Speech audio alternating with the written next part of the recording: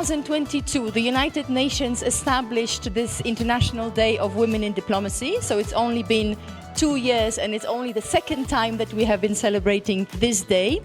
And the objective was to recognize the role of women in diplomacy and in leading policy-making positions.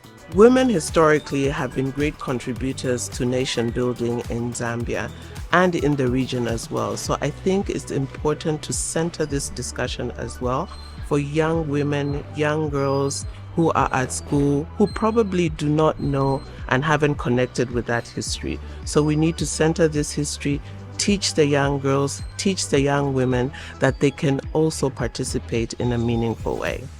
Now, when we think of diplomats, we think of their official title, the government status, them flying off to a different diplomatic state or continent. But actually, even in our own historical context, way back in the 17th and 18th centuries, when our communities were just forming, before Zambia even became a country, we had significant examples of diplomacy, and these were led by women.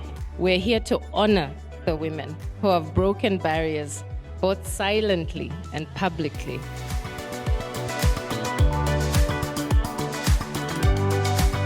It was a bit of a personal idea. So before coming here to Zambia, I was working in the EU Foreign Service headquarters in Brussels, and I was working in the Human Resources Department, and I was actively involved in this network of women in diplomatic service.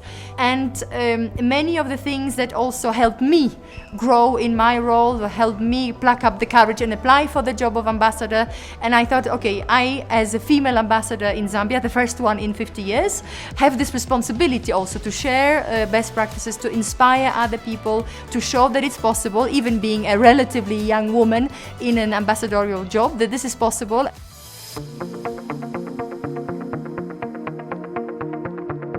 Leadership by women, without generalizing too much, is different from leadership done by men. One of the strengths of women is that they show maybe a little bit more empathy and are maybe better in listening. So listening to your staff or listening to partners, counterparts in the country, trying to understand before you impose your opinion. Well, women represent half of the society, so if we exclude women or if we don't give them equal voice, it means excluding half of the population.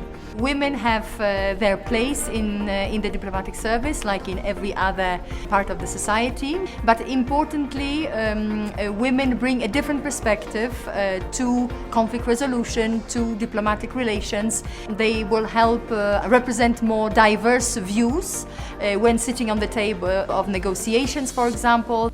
The diplomatic service in most countries is heavily dominated by males.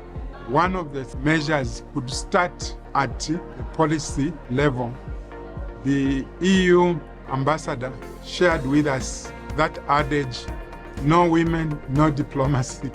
No women, no panels.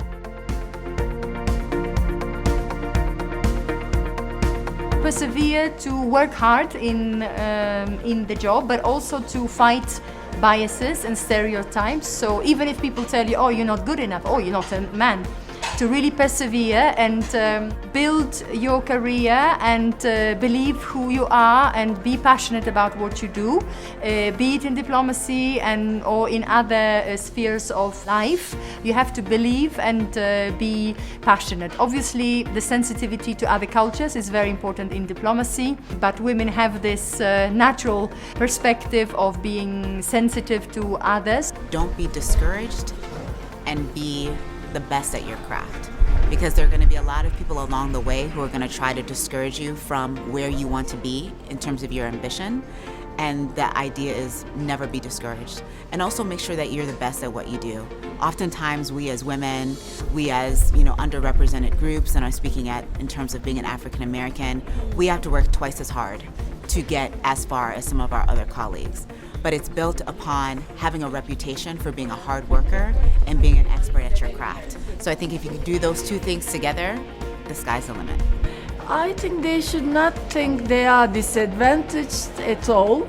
because I think women are delivering in whatever they think they want to do. So to be hardworking, of course, to be learning and enriching their skills and experiences, and also I think they need to dedicate themselves to their work. It's an unpredictable job. You need to adapt to circumstances, but if you're dedicated, it's a wonderful job to do. For me, it's being bold. We need to be bold and audacious.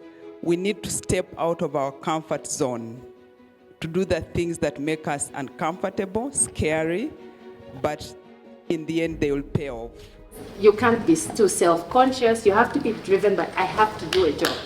I have to get the job done. So everything else, it's second. But you really have to love your job.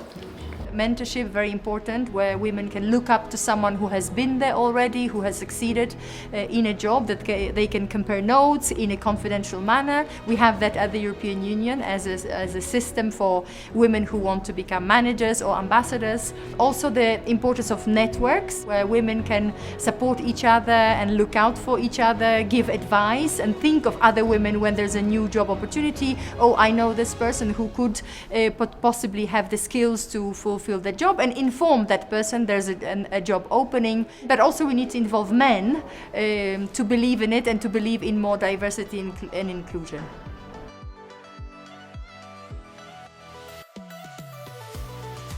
What needs to be done to have more women with disabilities included in the leadership sphere?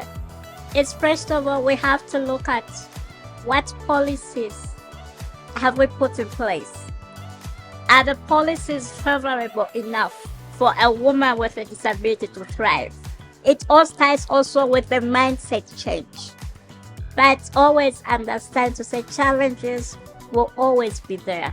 But it's up to you as an individual to find your foot and make sure you fight through the challenges that society does present to us.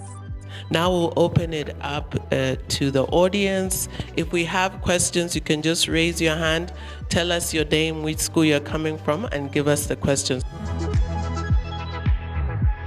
My question is, additional to studying at one of the most prestigious universities, the Copperbelt University, are there any other courses or qualifications that one should get if they're aspiring to be in diplomatic service? Also, some skills that you'd recommend one should have. We started the diploma, Zambia Institute of Diplomacy, a diploma in Diplomacy and International Studies. And you know that any person that is appointed in foreign service passes through our institute. So we were told to come up with a more professional program, and that is how we introduced the diploma. But skills and qualifications, I think you need to have an open mind. Keep on learning, read about history, that's important. Try to create that uniqueness and authenticity about yourself, who you are and what defines you, and then you'll be respected.